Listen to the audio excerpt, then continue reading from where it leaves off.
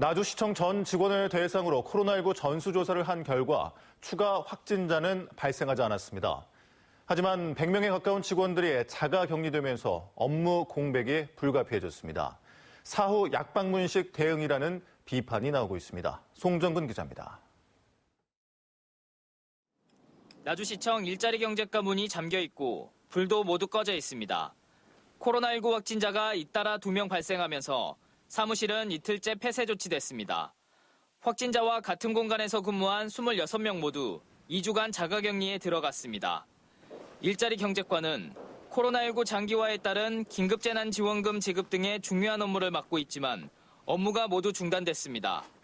나주시는 자가격리 중에도 재택근무를 하도록 하고 타 부서에서도 파견을 받아 상황을 유지한다지만 이마저도 최소한의 조치라 업무 공백은 불가피한 상황입니다. 상황이 이렇게 되기 전에 이를 막을 수 있는 기회는 몇 차례 있었습니다.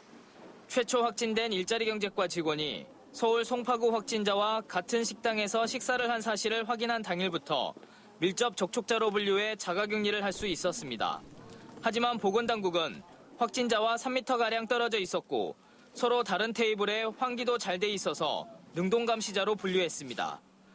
능동감시자로 분류되더라도 하루에 2차례 증상이 발현했는지 여부를 확인하게 돼 있는데 확진자에게서 지난주 월요일 증상이 발현했는데도 불구하고 아무런 조치가 이루어지지 않았습니다.